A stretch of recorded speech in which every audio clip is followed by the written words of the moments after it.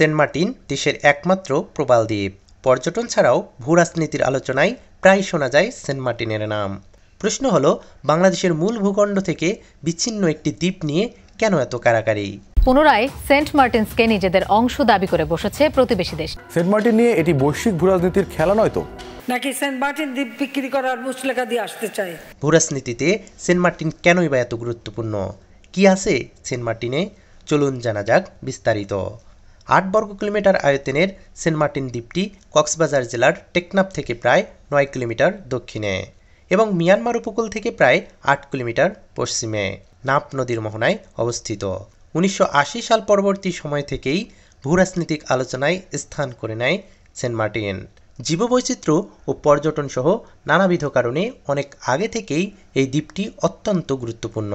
শুরুতেই যাওয়া যাক মার্কিন যুক্তরাষ্ট্রের কাছে।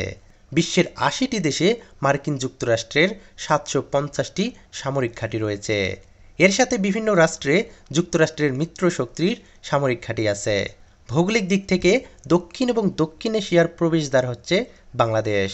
সর্বোপরি ভারত এবং প্রশান্ত মহাসাগরের কেন্দ্রস্থলে অবস্থিত বাংলাদেশ।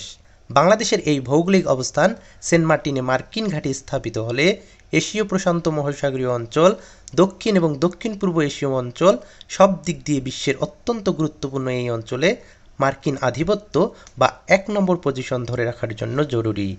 দ্বীপটি যদি যুক্তরাষ্ট্র নিতে পারে তবে তারা এখান থেকে চীন এবং ভারত নিয়ন্ত্রণ সহ এই অঞ্চল নিয়ন্ত্রণ করতে পারবে।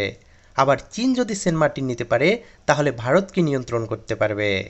অপরদিকে ভারত যদি সেন্ট মার্টিন নিতে পারে তবে চীন এবং যুক্তরাজ্যের নিয়ন্ত্রণ থেকে নিজেদেরকে রক্ষা করতে পারবে। কাজেই সেন্ট মার্টিনের মতো একটি স্থান যেন সোনার হরিণ আন্তর্জাতিক পরিমণ্ডলে। সেন্ট মার্টিনের মতো বিচ্ছিন্ন দ্বীপ থাকার কারণেই সমুদ্র নিয়ে আন্তর্জাতিক আদালতে মিয়ানমারের সঙ্গে মামলায় বাংলাদেশ অনেক বড় সমুদ্র অঞ্চল পেয়েছিল। সেন্ট মার্টিন না থাকলে বাংলাদেশ এত বড় অঞ্চল কখনোই পেত না। সমুদ্রপথে বিশ্বের যে কোনো জায়গায় যাতায়াতের জন্য যে ওপেন সি বা উন্মুক্ত সাগর প্রয়োজন, সেন্ট মার্টিন থেকে সহজেই সেটি ব্যবহার করা যাবে। সেন্ট মার্টিনে কেউ অবস্থান নিতে পারলে সেখান থেকে পুরো ভূখণ্ডকে পর্যবেক্ষণ করতে পারবে। এদিক থেকে সেন্ট মার্টিন বাংলাদেশের জন্য অনেক গুরুত্বপূর্ণ। এছাড়া সেন্ট মার্টিনের জীববৈচিত্র্য ও প্রাকৃতিক যে সম্পদ রয়েছে তার গুরুত্বও অপরিসীম। পাশাপাশি ভূরাজনীতিতে কৌশলগতভাবে অবস্থান থেকেও সেন্ট মার্টিন অনেক গুরুত্বপূর্ণ। বঙ্গোপসাগর পূর্ব এবং পশ্চিম গোলার্ধের মধ্যে বাণিজ্যিক শিপিং রুটের জন্য একটি অর্থনৈতিক হাইওয়ে হিসাবে ঐতিহাসিকভাবে গুরুত্বপূর্ণ। বিশ্বের প্রায় অর্ধেক কন্টেইনার ট্রাফিক এই অঞ্চল দিয়ে যাতায়াত করে। কাজেই ভবিষ্যতে কখনো এই অঞ্চলে সমুদ্র বন্দর স্থাপন করা গেলে অর্থনৈতিকভাবে সেটি হবে অত্যন্ত লাভজনক। তবে এর বিপরীতে যে দ্বীপটির নৈসর্গিক সৌন্দর্যকে বিসর্জন দিতে হবে সেটি বলার অপেক্ষা রাখে না।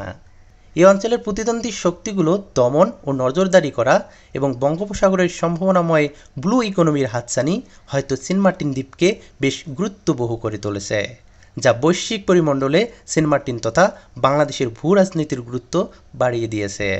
আশা করা যায় সেন্ট মার্টিন তথা বাংলাদেশের ভূ রাজনৈতিক অবস্থান নতুন সম্ভাবনার দ্বার উন্মোচিত করবে। প্রিয় দর্শক, ভিডিওটি থেকে যদি নতুন কিছু শিখে থাকেন তবে অবশ্যই ভিডিওটিতে লাইক দিয়ে জানিয়ে দিন আপনার ভালো লাগা। কমেন্ট বক্সে জানাতে পারেন ভিডিওটি নিয়ে আপনার যে কোনো মতামত। আর এই ধরনের ভিডিও নিয়মিত পেতে সাবস্ক্রাইব করুন মিস্টিরিয়াস নিউজ বাংলা চ্যানেলকে।